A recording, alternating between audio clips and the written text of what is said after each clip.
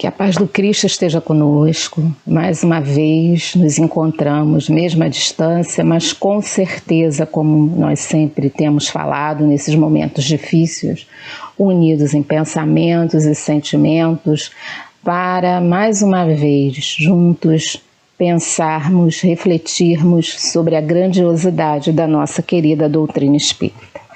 Bom, o assunto que nós temos hoje está dentro de uma proposta de falarmos sobre a introdução de O Livro dos Espíritos. No nosso caso, especificamente, o item 1, que Kardec explica o porquê do termo espiritismo e não usar espiritualismo. Antes de nós iniciarmos efetivamente o assunto, vamos falar de algumas questões, né? O Livro dos Espíritos, a sua primeira edição, foi lançada em 18 de abril de 1857. Sendo que nessa primeira edição tinham 501 questões, em 24 capítulos e 3 partes. E a introdução, que é o assunto que nós estamos iniciando os estudos, era um bloco único, era um texto único. E em 18 de março de 1860, Kardec lança uma segunda edição de O Livro dos Espíritos, que é essa que a gente usa até hoje, nesse formato que nós vemos, né? Com 1019 questões, divididos em 4 partes, e a introdução foi dividida em blocos, e nós estamos hoje com a responsabilidade justamente de introduzir esse estudo. E outra coisa interessante é que o Kardec dá à introdução de O Livro dos Espíritos o título de Introdução ao Estudo da Doutrina Espírita, o que é muito sugestivo, né? Ele já está explicando que é um livro que não é só para ser lido, é um livro para ser estudado sistematicamente, criteriosamente e continuamente. Ou seja, o Livro dos Espíritos não pode ser mantido nas nossas estantes, ele tem que fazer parte do nosso estudo cotidiano, se nós efetivamente quisermos compreender e aprender a nossa querida doutrina espírita cada vez com mais qualidade e mais profundidade. Dito isto, vamos entrar no nosso assunto? Bem, o item 1 de O Livro dos Espíritos diz assim, eu vou ler porque ele é curto, e a partir da leitura nós vamos destacar alguns pontos para refletirmos, ok? Então vamos à leitura. Com licença, vou pegar o livro que está aqui e vamos lá. Assim escreveu Kardec a partir do estudo feito das mensagens que recebera de diversos médiuns dos espíritos superiores que constituem a equipe que nos trouxe a terceira revelação. Para coisas novas, precisamos de palavras novas.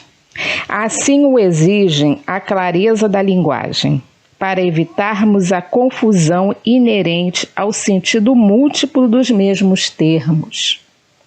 Aí Kardec continua. As palavras espiritual, espiritualista e espiritualismo têm acepção bem definida. Dar-lhes uma nova para aplicá-las à doutrina dos espíritos seria multiplicar as causas já tão numerosas de anfibologia, ou seja, é uma palavra que tem diversos significados dependendo do contexto que se encontra e dependendo do ponto de vista daquele que a está utilizando. Com efeito, o espiritualismo é o oposto do materialismo. Quem quer que acredite ter em si alguma coisa, além da matéria, é espiritualista, mas não se segue daí que creia na existência dos espíritos ou em suas comunicações com o mundo visível. Em lugar das palavras espiritual, espiritualismo, empregaremos para designar esta última crença as palavras espírita e espiritismo, cuja forma lembra a origem e o sentido radical, e que, por isso mesmo, tem a vantagem de ser perfeitamente inteligíveis, reservando ao vocábulo espiritualismo a sua acepção própria. Diremos, pois, que a doutrina espírita ou o espiritismo tem por princípio as relações do mundo material com os espíritos ou seres do mundo invisível. Os adeptos do espiritismo serão os espíritas ou, se quiserem, os espiritistas. Então vamos parar aqui, depois a gente lê o último parágrafo, que é curtinho. Aqui já tem uma série de questões para a gente falar. Então, todas as pessoas que acreditam que exista um poder superior que rege o universo, que acredita que o corpo físico, que é a matéria, ele é regido por algo a mais, ou seja, que quando este corpo termina a sua existência, quando há a morte do corpo, essa essência continua, na forma que seja, ela é espiritualista. Diferente do materialista que acredita que tudo é da matéria.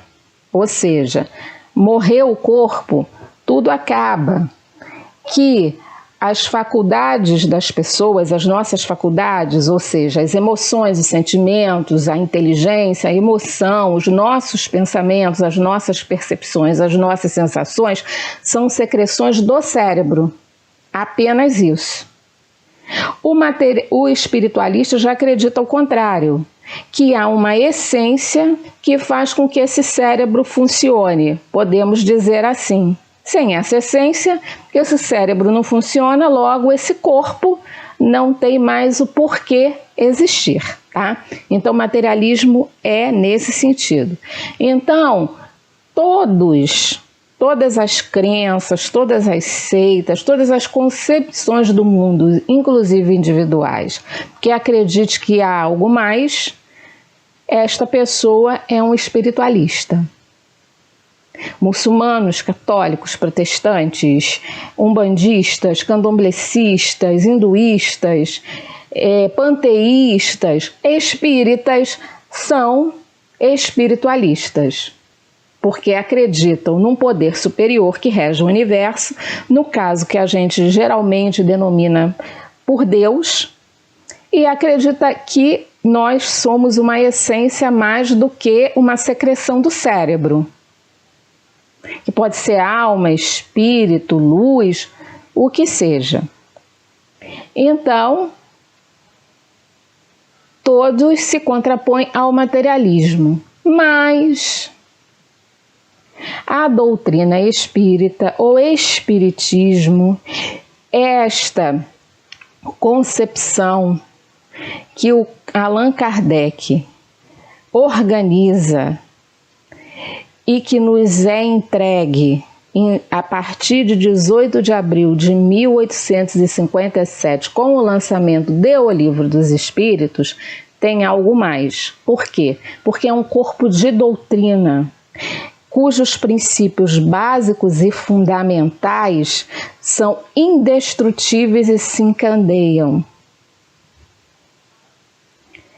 Eles são, você pode olhar de um lado, pode olhar do outro, a ciência da matéria pode evoluir e nos trazer algumas informações a mais sobre como nós funcionamos, digamos assim, mas esses princípios básicos são indestrutíveis.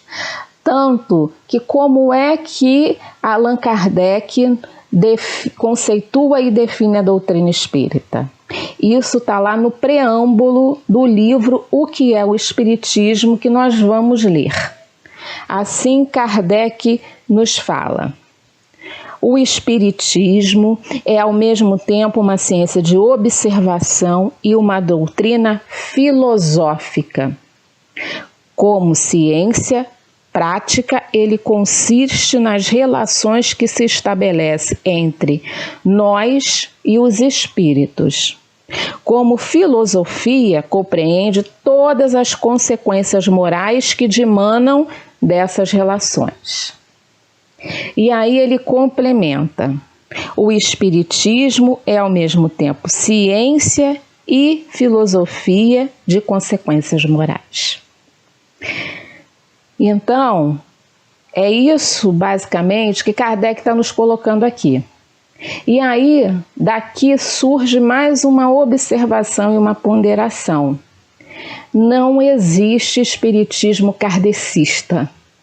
Essa palavra kardecista é um equívoco para denominar nós que somos adeptos da doutrina espírita. Por quê?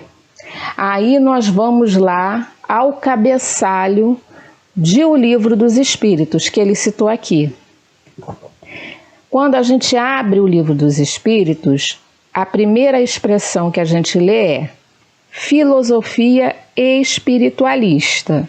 Por que filosofia espiritualista?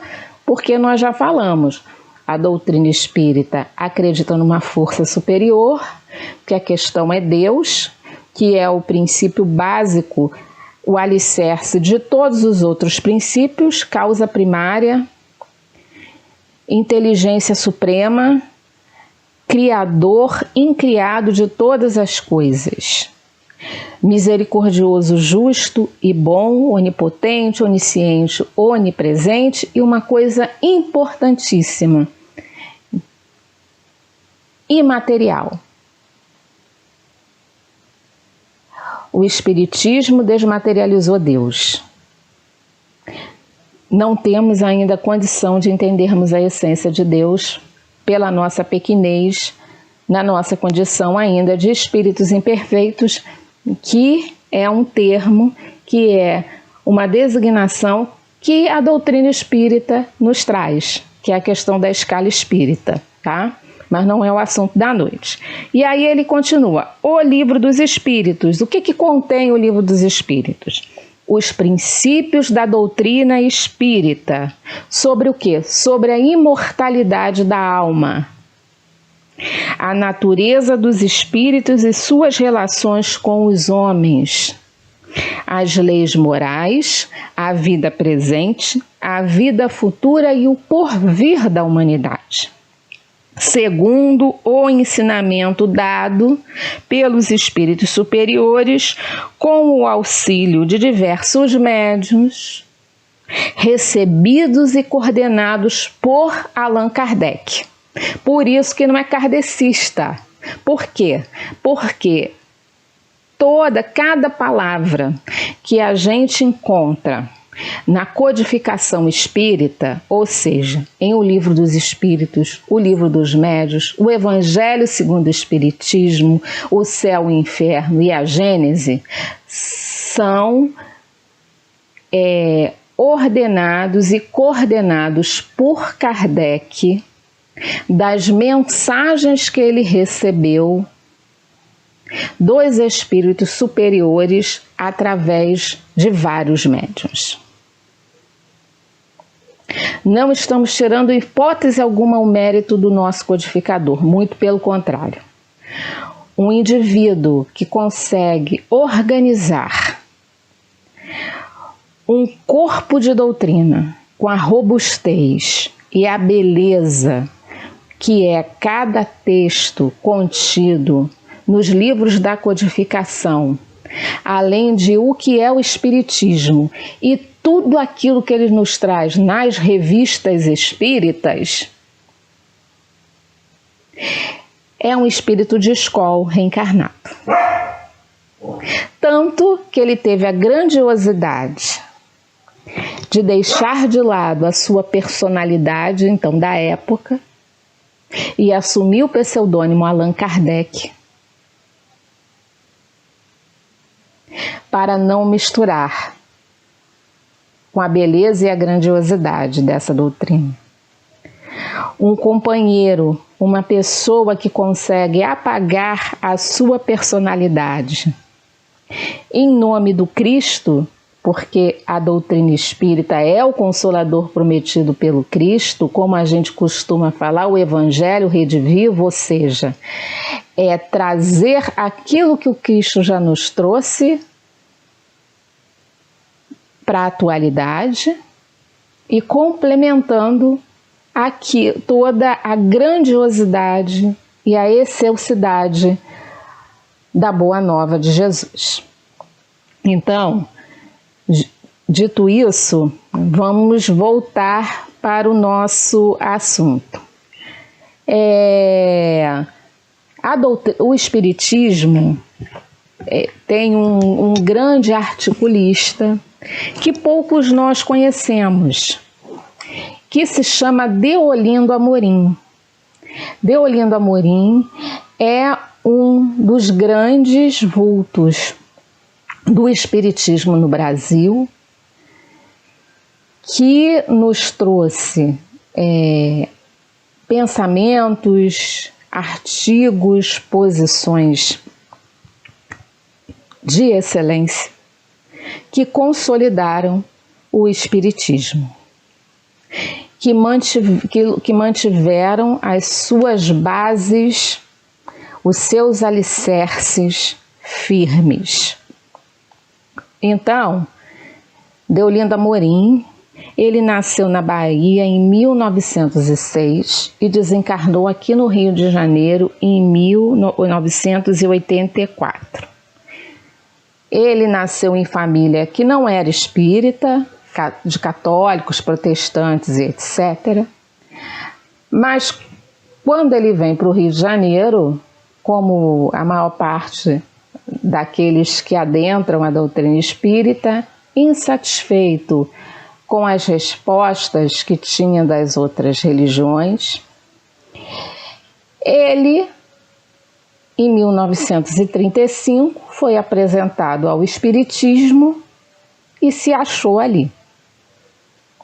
E começou uma belíssima trajetória no movimento espírita. Tanto que, em 1939, o Espiritismo estava sendo vítima, digamos assim, de críticas terríveis.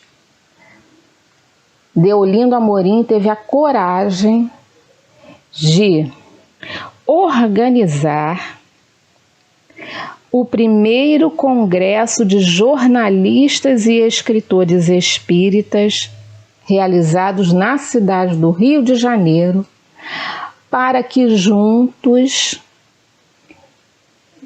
refletissem, estudassem e tirassem parâmetros em comum para divulgar a doutrina espírita em sua essência.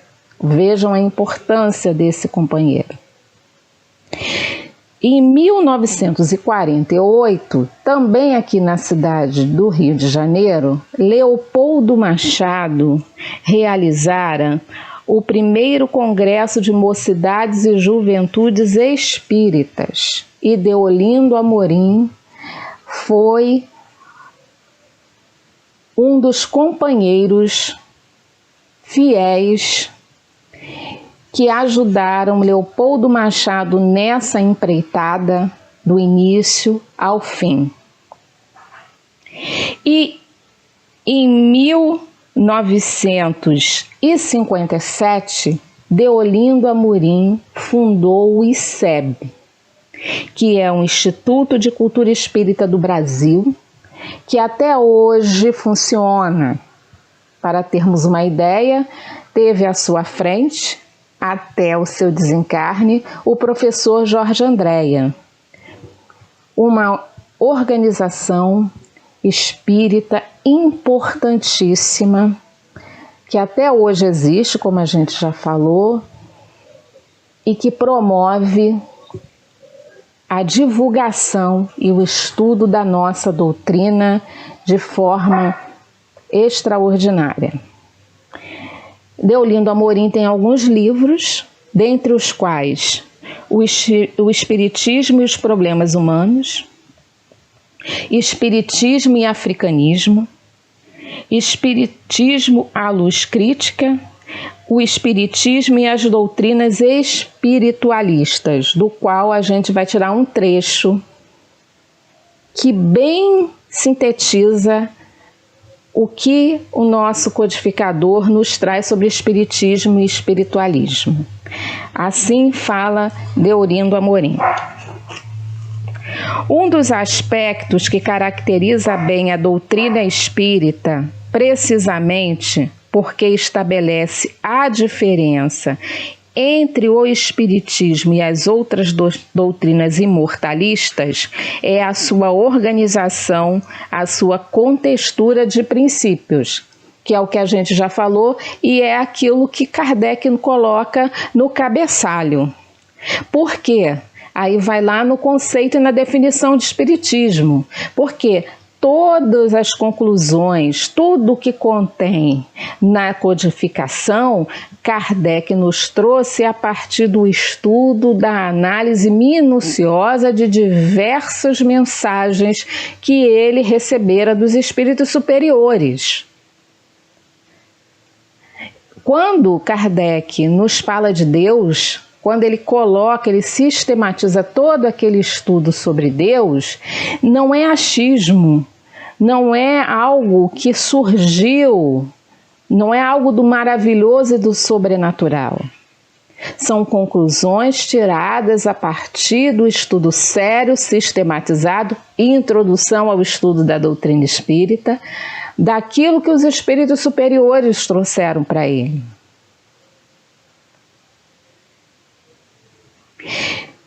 Que traz algo de original, que nós já falamos, que é dizer que Deus é imaterial. Deus não é espírito, não é matéria, Deus é absoluto. Por quê? Porque a matéria, ela está sujeita à desagregação, às intempéries do meio ambiente que ela se desintegra. O espírito, ele é criado por Deus, como nós sabemos, simples e ignorante, ou seja, ele é como se ele partisse do estágio zero, e à medida que ele vai reencarnando, a gente já está falando de outro princípio básico, que a gente volta a ele vai evoluindo, então ele não tem estabilidade. E para que o universo funcione em harmonia, para que o universo não se desestabilize, há a necessidade de um ser que seja constante, que tenha uma estabilidade absoluta. Então ele não pode ser nem espírito e muito menos matéria. Ele é o que é. E que não nos cabe passarmos daí, porque como o próprio Livro dos Espíritos nos informa, se eu não me engano, na questão 14, não temos ainda capacidade para entendermos a essência de Deus. Então, daí vem. Dito isso, apresenta um outro princípio básico, que é a questão da imortalidade da alma. Que aí a gente pensa, mas as outras doutrinas espiritualistas também acreditam em imortalidade da alma. Só que pelo depoimento e por esse estudo minucioso da fala dos espíritos, o que Kardec nos traz? Que não existe céu, não existe inferno, não existe penas eternas. O que há são espíritos em processo evolutivo, que todos são criados, como a gente já falou, iguais por Deus, simples e ignorantes, e que tem uma série de existências, pluralidade das existências através das reencarnações, que de uma em uma vão progredindo, ou seja, evoluindo de degrau em degrau, paulatinamente, até nós atingirmos o estágio de espírito puro. E da onde vem essa convicção, essa certeza de que sejamos um espírito puro? Do conhecimento do guia e modelo da humanidade, do nosso governador, que é Jesus. Que lá no seu evangelho já disse o quê? Que nós podemos fazer o que ele faz e muito mais. Essa é a dica. Ele é o exemplo. Ele é o que nós vamos ser. Com isso, faz do Espiritismo, só daí, o Consolador prometido, que nos mostra o quê?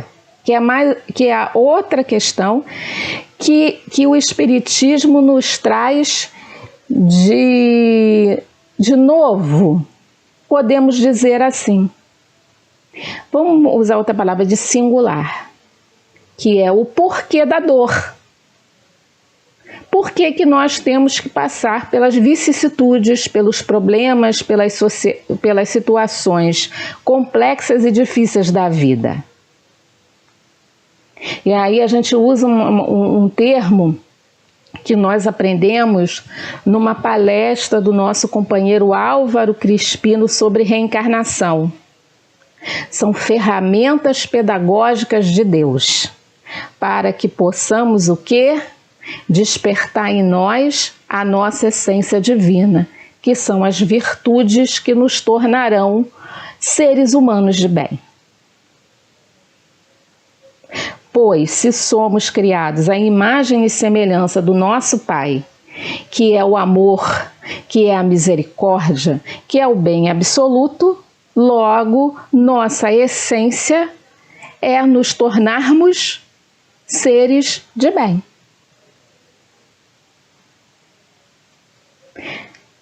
Levando o tempo que tivermos que levar para que isso aconteça. Estamos percebendo por que Kardec criou esse termo espiritismo? Percebemos por que nós temos que cada vez mais nos dizermos espíritas? Percebemos a grandiosidade da misericórdia de Deus nos permitir estarmos aprendendo, nos aprimorando, cuidando das nossas questões existenciais tão complexas que nós sabemos, que cada um sabe a dor e a delícia de ser o que é, como falava Caetano Veloso, a partir desse manancial, dessa riqueza, dessa profundidade de conhecimento e saberes. Então vamos nos dizer cada vez mais espíritas. Vamos, quando as pessoas falarem kardecismo, delicadamente, com muita amorosidade, explicarmos que é espiritismo, até no sentido de respeitarmos as outras religiões.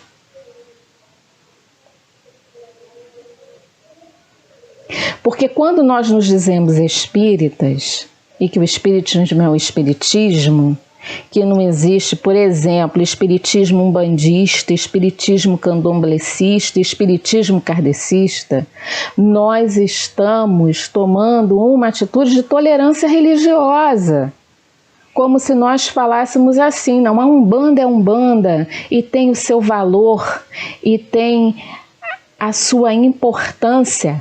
O candomblé é o candomblé e tem o seu valor, e tem a sua importância, e tem a sua riqueza ancestral significativa, né? Que traz todo o arcabouço cultural, a robustez da beleza cultural dos nossos irmãos africanos, que formam e constituem a estrutura cultural de nós brasileiros. Até porque, gente, desculpa, eu não lembro qual é a questão de O Livro dos Espíritos, mas Kardec pergunta qual é a melhor religião. E os espíritos falam, aquela que forma mais homens de bem. Então não há nenhuma designação que seja melhor que a outra. Até porque o nosso guia e modelo, que é Jesus, não criou religião nenhuma e aceitava todos.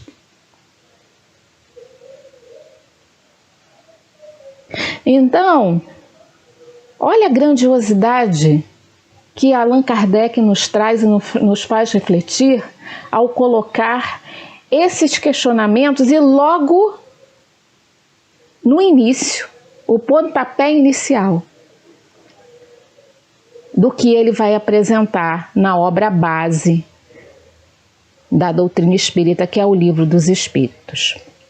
E para terminar, nós vamos ler algumas falas do Kardec que ele colocou em Viagem Espírita em 1862, que é um livro que traz os discursos que ele fez nas viagens que ele realizou no ano de 1862 pela França, indo conhecer algumas sociedades espíritas que foram fundadas nas cidades de lá, além de Paris. Eu vou ler para a gente respeitar a fala do nosso codificador.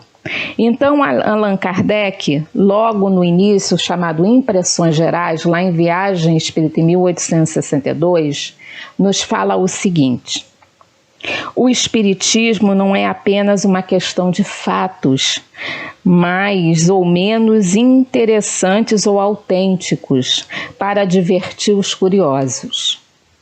É, acima de tudo, uma questão de princípios. É forte, sobretudo, por suas consequências morais. Ele faz aceito não porque fira os olhos, mas porque toca o coração. E no terceiro discurso, ele nos fala o seguinte: se o espiritismo é uma verdade, se deve regenerar o mundo, é porque tem por base a caridade. Ele não vem derrubar os cultos, nem estabelecer um novo. Vamos repetir? Olha, ele não vem derrubar os cultos, nem estabelecer um novo. Proclama e prova verdades comuns a todos, base de todas as religiões, sem se preocupar com detalhes. Não vem destruir senão uma coisa: o materialismo, que é a negação de toda religião. Então, o espiritismo não vem destruir nenhuma outra religião. Lembrando que os espíritos superiores falou que a melhor religião é aquela que transforma mais homens de bem. Mas ele vem destruir o materialismo, que é uma chaga,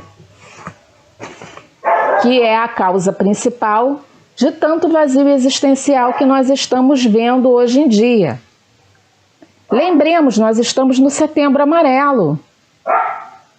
Quantos irmãos nossos, irmãs nossas, estão entrando na espiritualidade pela porta do suicídio por causa dessas ideias materialistas tão impregnadas e tão fortes nas nossas sociedades? Mas, se nós pararmos para ver, é outro aspecto singular da doutrina espírita, que mostra a misericórdia e a justiça de Deus com relação aos nossos companheiros suicidas.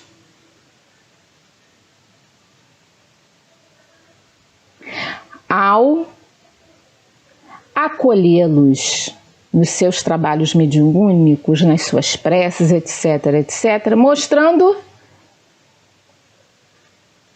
que vamos recomeçar,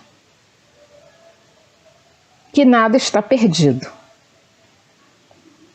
que vão ter que dar um tempo naquela trajetória reencarnatória que estavam seguindo, no seu planejamento total, para recuperar aquilo que interrompeu, para depois seguir em frente. Vide a história do nosso irmão Judas Iscariotes, não é? Que a doutrina espírita nos traz, a Dona Ivone nos fala isso, o espírito Amélia Rodrigues, pela psicografia do Divaldo Pereira Franco, vou ficar devendo o livro para vocês, mas num dos livros dela, ela fala que Joana d'Arc foi a reencarnação de Judas Iscariotes. Dona Ivone também, naquele Cânticos do Coração, nos fala isso. E que foi fundamental para unificar a França, para que mais tarde viesse a doutrina espírita.